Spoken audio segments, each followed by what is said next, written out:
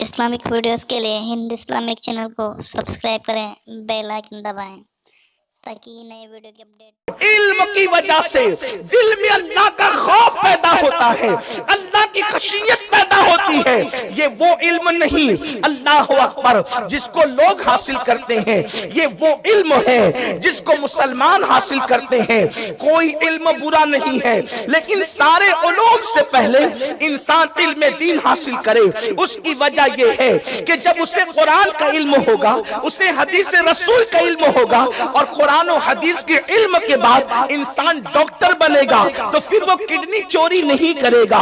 इंसान अल्लाह अकबर अगर हदीस रसूल पढ़ने के बाद वकील बनेगा तो फिर वो कातिल को अल्लाह अकबर आजाद कराने की फिक्र करने की बजाय वो कातिल को सजा दिलवाने की कोशिश करेगा। इसलिए कि जब वो किसी कातिल की हिमायत के लिए जबान खोलना चाहेगा तो उसको क़यामत के दिन अल्लाह की अदालत में खड़ा होना याद आएगा, तो वो किसी पे जुल्म करने की बजाय वो मजलूम का साथी बनने की कोशिश करेगा। आज बड़ी बड़ी डिग्री वाले लोगों पे जुल्म इसलिए कर रहे हैं कि उनके पास दुनिया का इल्म तो मौजूद है, लेकिन उनके पास कुरान और सुन्नत का इल्म मौजूद नहीं। बड़ी माजरत के साथ आज कौम की फिक्र ये हो गई, मौलाना आखिर कुरान हदीस पढ़ा करके मिलना क्या है। इसलिए कि अगर हम कुरान हदीस पढ़ाते हैं तो उसे 5,000 की नौकरी मिलेगी, वो इमामत करेगा, किसी मदरसे में पढ़ाएगा तो 5-10 हजार रुपए कमाएगा। ये बड़ी बोदी फिक्र है, ये फिक्री सवाल है। याद रखना, कौमों को सवाल उस वक्त तक नहीं आता जब तक के कौमों की फिक्र को सवाल नहीं आता। हमारी फिक्र को सवाल आ गया है। कौन कहता है कि तालीम दीन की दिलाने के बाद मस्जिद की इमामत जरूरी है, मदरसे में पढ़ाना जरूरी है। ऐसा भी तो हो सकता है दीनी तालीम के हुसूल के बाद हम तिजारत की मंडी में ऐसे ही खड़े हो जैसे सिद्दीक़ अकबर खड़े थे, जैसे फारूक आजम खड़े थे, जैसे इमाम आजम खड़े थे, जैसे गौसे आजम खड़े थे। आपसे पूछना चाहता हूँ, गौसे पाक कहते हैं मैंने जिंदगी में कभी झूठ नहीं बोला, और उनकी तिजारत का माल उस वक्त दुनिया के कई ममालिक में फरोख्त होता था, और बता दिया कि झूठ बोलकर तरक्की नहीं होती बल्कि सच बोलकर की तरक्की होती है। आज का ताजिर कहता है मौलाना झूठ बोले बगैर काम कैसे चलेगा। ये मोमिन की फिक्र नहीं है। दरअसल झूठ बोल के काम बोले बगैर काम कैसे चलेगा। तुम इसलिए बोल रहे हो कि तुम्हारे पास कुरान और सुन्नत का इल्म नहीं है, कुरान और हदीस का इल्म नहीं है। आज के सिर्फ 2-3 बातें अर्ज करूं मेरे आका के दीवानों, अगर अल्लाह का खौफ इल्म दीन की बरकत से नसीब हो जाए, पड़ोसी भी अमन में, माँ बाप भी अमन में, तिजारत की मंडी भी अमन में। देखो आज हम तिजारत के लिए बैठते हैं, दाढ़ी लंबी, सरों पे टोपियां, कुर्ते पैजामे एक से एक, लेकिन अगर कोई तिजारत का माल बेचने के लिए आए, हम देखते हैं भोला भाला है, लूटने का अच्छा मौका है, यही करते हैं। आओ एक भोली भाली बुढ़िया हालात की मारी मेरे इमामुल अइम्मा, सिराजुल उम्मा, काशिफुल गुम्मा सैयदना नुअमान बिन साबित की बारगाह में आई। आने के बाद कपड़े का थान रखा, नुअमान ये थान बेचना है। इमाम ने पूछा कितने में बेचोगी? कहा 100 दिरहम में। इमाम ने फरमाया इसकी कीमत 100 नहीं है, और बढ़ाओ। दुनिया के हर ताजिर को आपने रकम घटाते देखा होगा, लेकिन जिसे मुस्तफा जाने रहमत की हदीस पहुंची वो घटा नहीं रहा है बल्कि बढ़ा करके बता रहा है, और बता रहा है कि दीनी ताजिर के अंदर और दुनियावी ताजिर के अंदर फर्क क्या है। मुझे किसी मजहब का ऐसा ताजिर दिखा दो, 1000 सदियों के अंदर दिखा दो, अल्लाह अकबर कब बरसों में दिखा दो, सदियों में दिखा दो, 1000 सालों में दिखा दो, जिसने किसी आने वाले बेचने वाले के माल की कीमत बढ़ाई हो।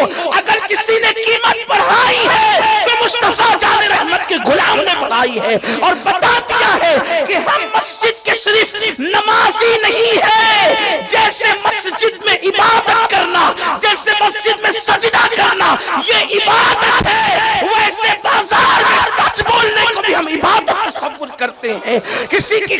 रुपए को भी इबादत तस्वुर करते हैं। उस बुढ़िया ने कहा कि 100 नहीं तो 200 ले लो। इमाम ने फरमाया ये भी कम है और बढ़ाओ। उसने कहा 300। इमाम ने कहा ये भी कम है और बढ़ाओ। कहा 400। इमाम ने फरमाया ये भी कम है। बुढ़िया सटपटा गई, मेरे बुढ़ापे का मजाक उड़ाते हो, इसलिए कि उसने ऐसा ताजिर तो कहीं देखा ही नहीं। ये है खौफ खुदा रखने वाले ताजिर का अमल। 400 दिरहम कीमत लगाई, कि ये भी कम है। बुढ़िया ने कहा आप मेरे सब मजाक तो नहीं कर रहे, आपको खरीदना नहीं है, आप कीमत ही बढ़ाते जा रहे हैं। इमाम ने उसको 500 दिरहम दिए और उससे खरीद लिया। इमाम ने खरीद लिया। एक बुढ़िया इमाम के पास आई, एक कपड़ा उसको पसंद आया। इमाम आजम अबू हनीफा से उसने कहा ये कपड़ा जितने में आपको पड़ा है उतने में मुझे दे दो। हमारे यहाँ ताजिरों के पास जब जाते पूछने के लिए तो कहते मुझे इतने में ही पड़ा है, हालांकि कोई ताजिर जितने में पड़ा उतने में देता नहीं है, झूठ बोलते हैं। आपसे किसने पूछा था कि इतने में पड़ा है? आप कह देते इतने में मुझे नहीं जमता, ठीक है कोई बात नहीं। याद रखना नमाजियों को सजदे की बुनियाद पर नबियों के साथ जन्नत में दाखिल नहीं किया जाएगा, मगर अल्लाह के रसूल अलैहिस्सलाम ने फरमाया जो ताजिर सच बोल कर तिजारत करता है उसे अंबिया और सिद्दीकीन के साथ जन्नत में दाखिल किया जाएगा। आप ये कहना छोड़ दो कि हम दुनियादार हैं, इसलिए कि अगर आप सच बोलकर तिजारत करते हैं तो आप भी दीनदार हैं। हमारे यहाँ बाजार की तिजारत में और मस्जिद के सजदे में सवाब के एतबार से फर्क नहीं है, इसलिए कि अगर कोई दिखावे के लिए सजदा करे तो वो मस्जिद में आकर भी दुनियादार है, और जो खशियत इलाही के साथ तिजारत करे वो तिजारत करके भी दीनदार है। इसलिए कि दुनिया खुदा को भूलने का नाम है और दीन खुदा को याद करने का नाम है। अगर आप मस्जिद में खुदा को भूल गए तो मस्जिद में बैठकर भी दुनियादार हो, और बाजार में खुदा को याद रखा तो तिजारत की मंडी में भी आप दीनदार हो। खुदा को याद रखना दीनदारी है। बुढ़िया कह रही ये कपड़ा आपको जितने में पड़ा उतने में दे दे। इमाम ने फरमाया फिर 4 दिरहम दे दो, 4 दिरहम दे दो, उठा ले जाओ थान। उस दौर में 4 दिरहम में कपड़े का थान नहीं मिलता था। उसने कहा आप मेरे साथ मजाक क्यों कर रहे हैं, 4 दिरहम में कोई कपड़े का थान मिलता है? देखो इमाम आजम का जवाब। इमाम आजम फरमाते हैं कि दरअसल मुझे ये इतने में ही पड़ा है, क्योंकि तुमने जो कह दिया कि जितने में पड़ा उतने में दे दो, तो मैंने 2 थान एक साथ खरीदे थे। मैंने 2 थान एक साथ खरीदे थे और एक थान मैंने इतनी बड़ी कीमत में बेच दिया कि जो मेरी खरीद की कीमत थी उससे 4 दिरहम कम में मैं इसकी जोड़ी का एक थान बेच चुका हूं। इसका मतलब ये थान मुझे सिर्फ 4 दिरहम का पड़ा, इसलिए तुम इसको 4 दिरहम में लेकर जाओ। ये बात आपको कहीं नजर आएगी? ये बात वही नजर आएगी जहां दिल में अल्लाह की खशियत हो। और अल्लाह के रसूल ने फरमाया अत्तक़वा हा हुना। और इमाम आजम इतने बड़े ताजिर थे कि यहां तक के लिखने वालों ने लिखा है, उनके शागिर्दों ने कहा, साहिब खैरातुल एहसान फरमाते हैं कि इमाम आजम इतनी महंगी खुशबू इस्तेमाल करते थे उस दौर में कि इमाम बाद में पहुंचते थे, पहले उनकी खुशबू पहुंच जाती थी।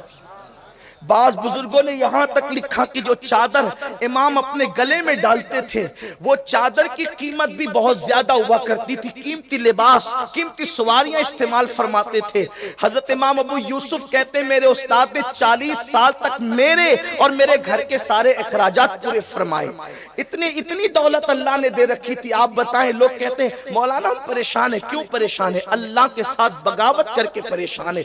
अगर अल्लाह की खशियत के साथ तिजारत करो अल्लाह तबारक व तआला तुम्हें खूब नवाजेगा। लेकिन बस बात इतनी है कि हमारे दिलों में वो खशियत न रही, इसलिए बाजार से भी बरकत उठ गई, पड़ोस भी परेशान, सारे लोग परेशान। याद रखें, लेकिन ये अल्लाह की खशियत सिर्फ इसलिए दिलों में पैदा हो सकती है जब हमारे पास इल्म आए। मगर याद रखना हर इल्म दीन का टाइटल भी इंसान के दिल में अल्लाह की खशियत पैदा नहीं कर सकता। जहां पर इश्क रसूल के साथ इल्म दीन सिखाया जाए वहीं पर दिलों में खशियत पैदा होती है।